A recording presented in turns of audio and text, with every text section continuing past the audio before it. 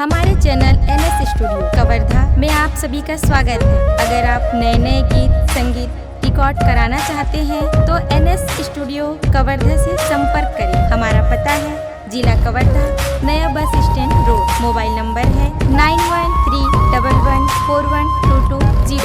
तोर चरण माँ आयो दाई, पुरुषोत्तम के सुन ले गोहारी वो। कल कल करे तय मोर माता, महाकाली वो महाकाली।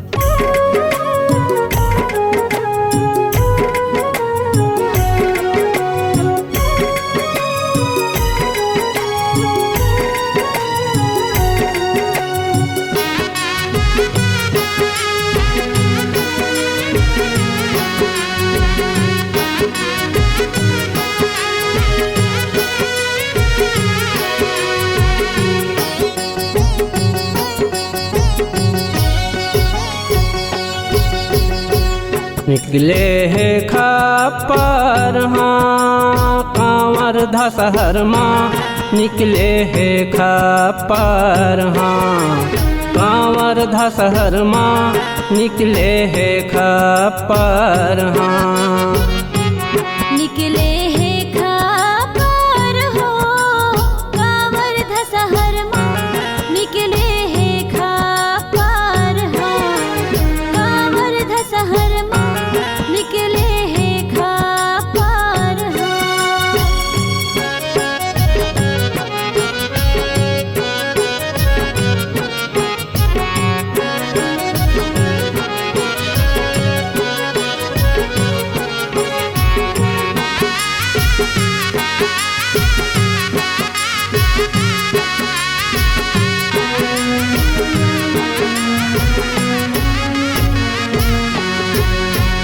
तुम्हरा पाराल परमेश्वरी, निकले दाई सज धज के। तुम्हरा पाराल परमेश्वरी, निकले दाई सज धज के। निकले ते सज धज के वो दाई, निकले ते सज धज के। तुम्हरा पाराल परमेश्वरी दाई, निकले ते सज धज के। तुम्हरा पाराल परमेश्वरी, निकले दाई सज धज के। तुम्हरा पाराल परमेश्वरी, निकले दाई सज धज के। निकले ते सज धज के वो दाई, निकले ते सज धज के। तुम्हरा पाराल परमेश्वरी दाई, निकले ते सज धज के। ओष्टा पाराल चंडी निकले, ओष्टा पाराल चंडी निकले। कल कल हाँ कांवर धसहर माँ, निकले है खप्पर हाँ कांवर धसहर माँ, निकले है खप्पर हाँ।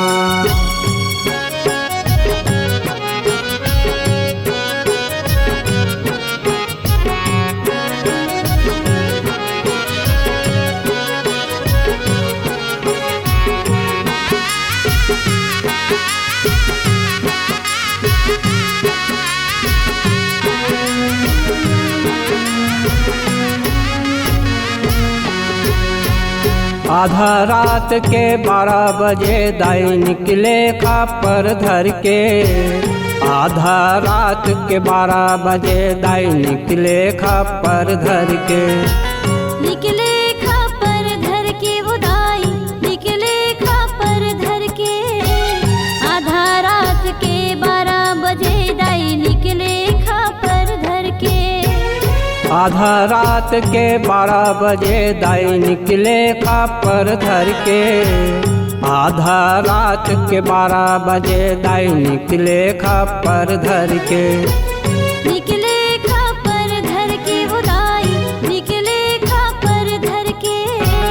आधा रात के 12 बजे दाई, निकले खप्पर धर के।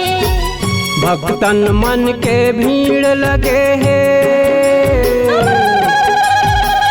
भक्तन मन के भीड़ लगे है।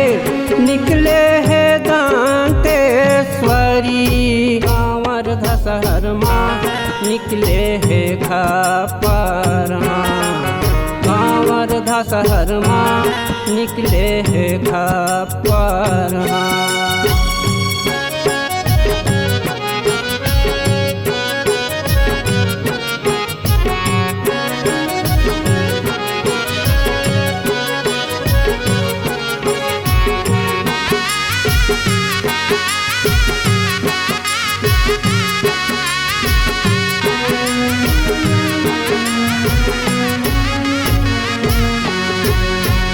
आघू आघू दाई लंगुर चलत है पाछू म पंडा भाई।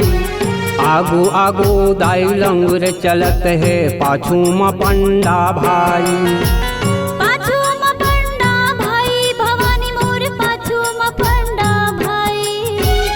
आगू आगू दाई लंगुर चलत है पाछू म पंडा भाई।